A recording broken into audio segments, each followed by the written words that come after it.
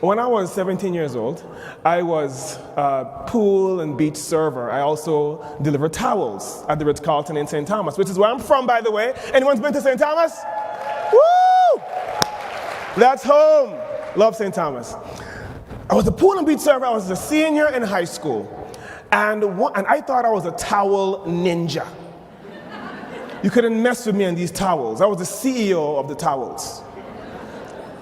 The general manager came to me one day and said, I've been watching you. I want you to come into my office. So I figured I'm in trouble. I figured I'm going to get fired. Why would the general manager call me to the office? So I went to his office, and then he said to me, I can tell that you work with a sense of pride in your job and professionalism and passion in your job. Then he asked me, what is your purpose? And I said, how do you spell purpose? What's a purpose? He said, why do you think you were born? As though that was an easier question to answer. I said, I don't know. Then he said, okay, I want you to go home, think about it, come back and see me in about a week and tell me your purpose. So I did. I thought about it. I prayed about it. I really felt, what is my purpose? So I went back and I saw him and I said, you know what? I absolutely love people. I love to serve people. I love to use myself to help other people's day be better. Then he said, good. Now, let's talk about your goals. And he took me to his whiteboard in his office, and it was the mother of all whiteboards. It was the biggest thing in the history of forever. And he said, what are your goals? I said, well, I'm a senior in high school, so I want to finish high school. He said, no, bigger goals. I said, I want to finish high school on time. On time. He said, no, you don't get it. I want big goals. So I figure I'm going to just tell him something completely outlandish so he can leave me alone. Okay, I want to get a doctorate one day. He said, good. And he wrote it down. I'm like, crap. He wrote it down, Frank. But then he said, what else? He wanted more. So I said, well, okay. My Aunt Iona, who I love so much, my Aunt Iona, she has this globe in her house that I spend hours just looking at and just looking at this globe and looking at all the different countries on that globe. I said, Mr. Brooks, I want to go to all those countries on my aunt's globe. He said, good. He wrote it down. And he said, what else? He kept asking me until I gave him 7. How many? 7 things on that list. Now, here's the good part now. Every week at 2:30 p.m. Atlantic Standard Time, we met in his office for 15 minutes to go over what? The goals and my progress against those goals and how he can help me reach those goals. Now, he was only there for 1 year. 1 year. I am now 42 years old. By the time I got to be 28 years old, I did pretty much every single thing on that list. Now, thank you. I'm not saying that to impress you, but to impress upon you that there's power in telling someone, I believe in you. I see something in you. I see a seed of potential in you. How can I help you water it? There's power in there, isn't there? There's a lot of adults who've never had anyone believe in them in their life. Parents, guardians, coach, pastor, nobody's ever believed in them. You could be that first person in their life to believe. So I want to share with you something from the perspective of your staff.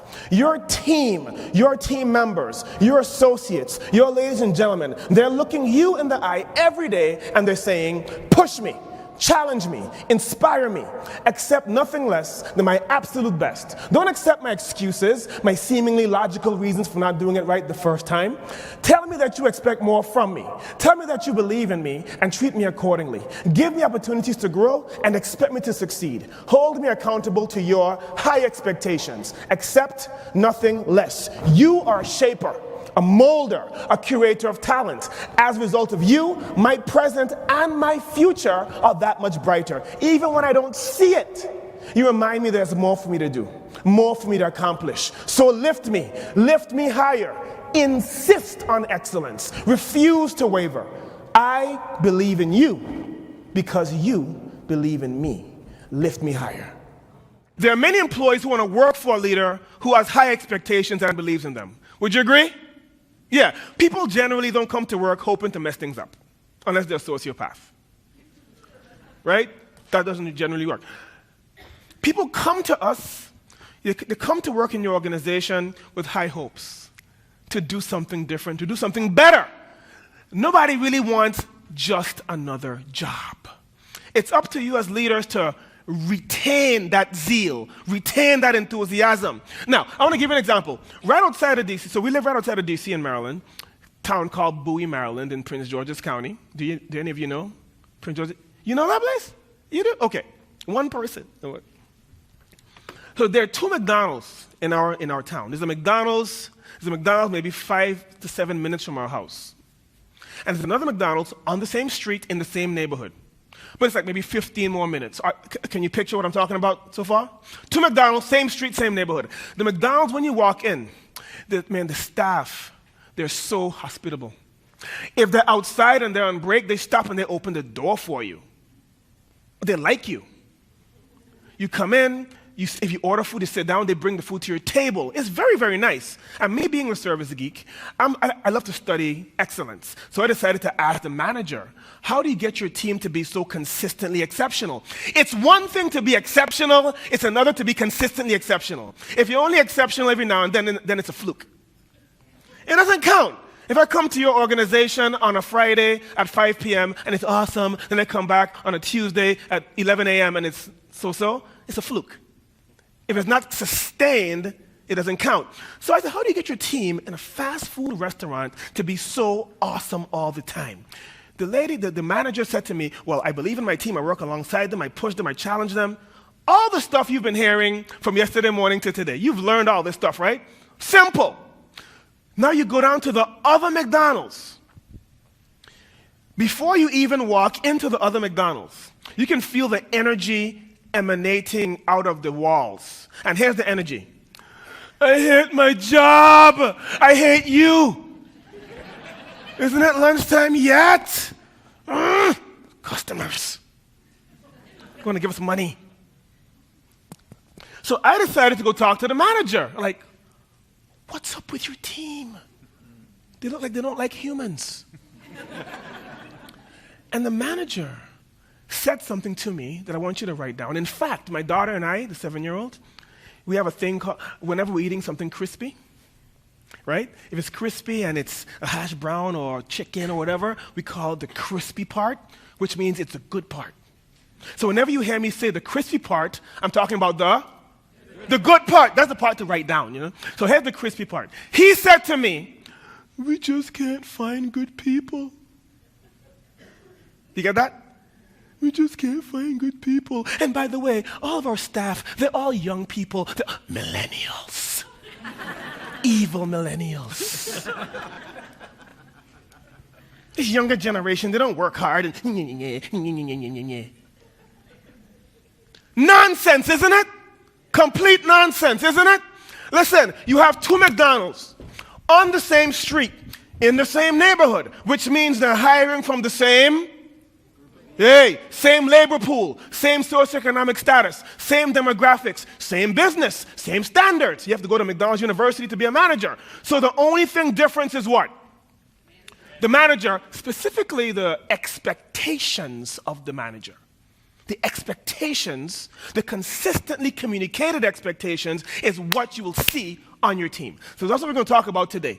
Don't ever waver or dilute your expectations, ever. Because you compromise your credibility as a leader. And if you're not respected as a leader, nobody's going to follow you, right? Don't think you're doing anyone any favors by lowering your expectations for some people. Keep your expectations consistently high. In fact, I will say that no one should be on your team who you don't believe in.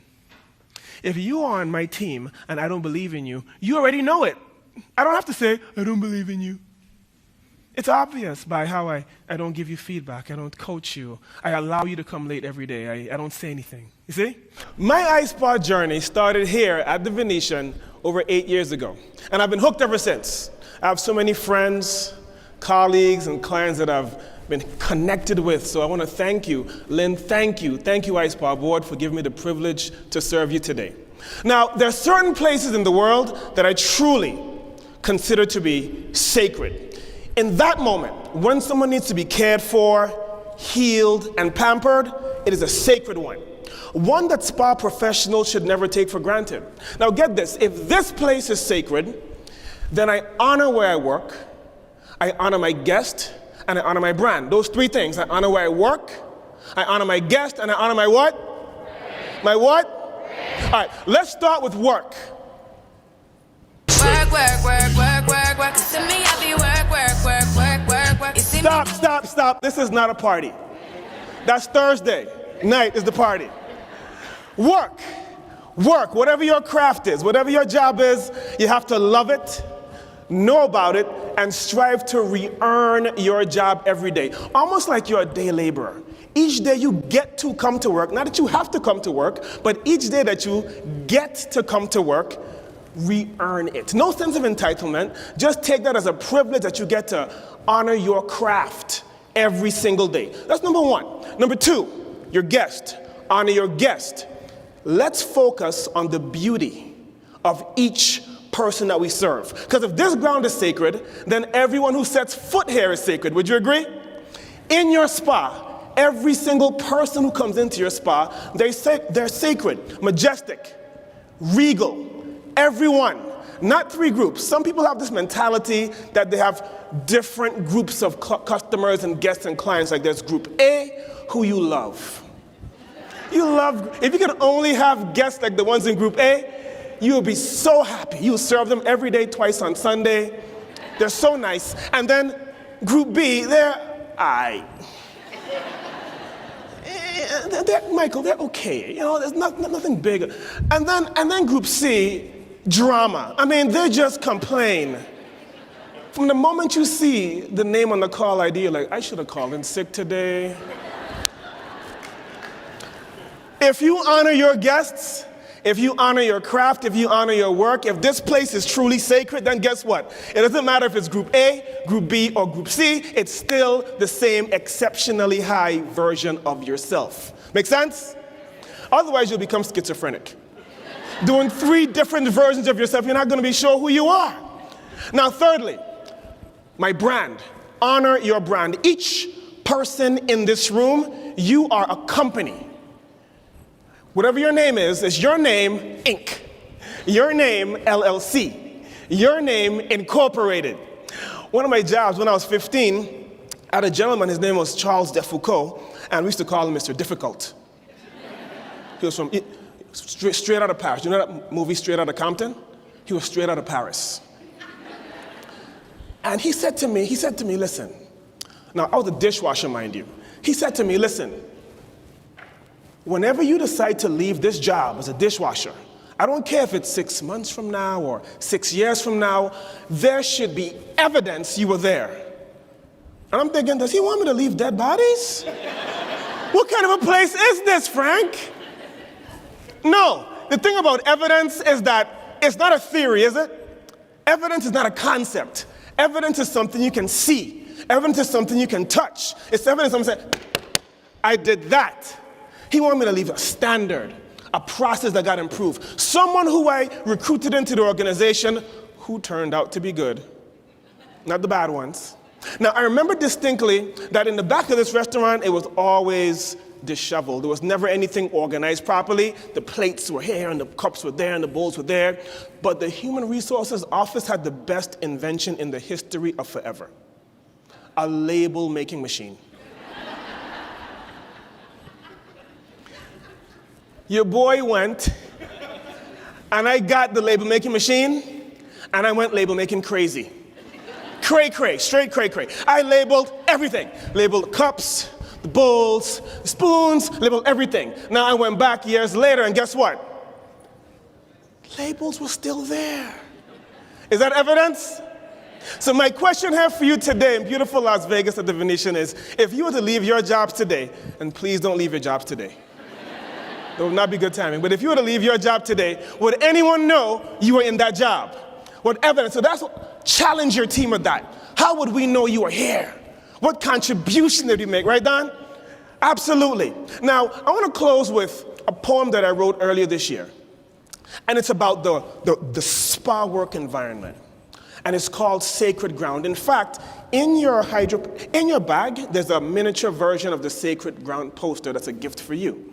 So I want to share this poem with you. It says, "This is where healing takes place. This is where caring takes place. This is where the ultimate expression of hospitality takes place. Everything I say and do should declare that I see you, I honor you, and you have unconditional worthiness. Let there be no gossip. Let there be no negativity. Let us only lift each other up as we lift up those we take care of. Let us be grateful that there are people who entrust us with their health, people who rely on us and our gifts. May we never take that for granted or grow complacent. This ground is not sacred because of my degrees or certifications or expertise. No, it is sacred because caring happens here. Healing happens here. Love happens here.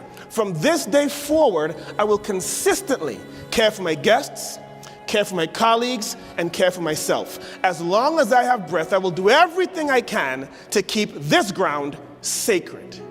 That's sacred ground.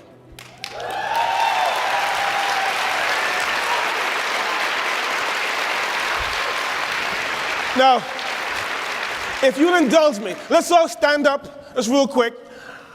I would love it.